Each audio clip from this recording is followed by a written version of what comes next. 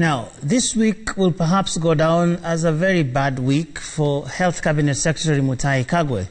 In just one day, he made two statements that have rightly alarmed many Kenyans across the country. First, that startling gaffe on the news of the possible COVID-19 vaccine. His statement essentially suggesting that he was arguing with the very science of how vaccines work. He has since walked back on that statement and given some sort of clarification.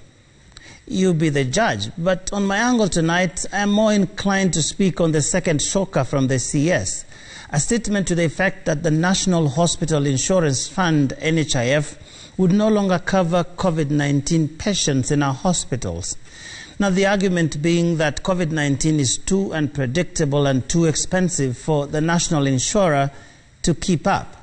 Again, the minister has today given some other clarification talking about reforms at NHIF and so on. But I'm worried about the mere thought that the government can even contemplate abandoning us with a pandemic that it has itself declared as a national emergency. You see, everywhere around the world, there is perhaps no greater preoccupation of any government anywhere right now than COVID-19. This is because this pandemic has disrupted lives in ways never seen before. 1,200 Kenyans have so far died from COVID-19 related complications. Another 1,200 are admitted in hospital right now, receiving various types of treatment. More than 3 million Kenyans have lost their jobs since the pandemic landed on our shores.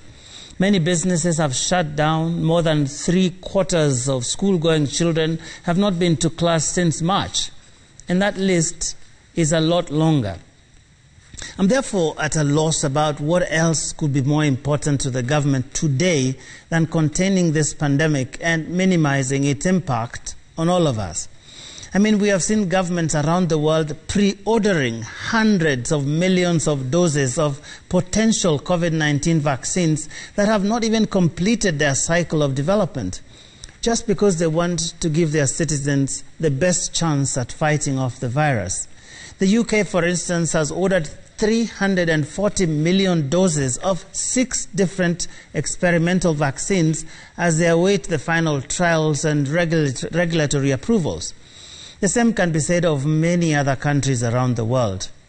That is what governments do. They care, they plan, they prioritize.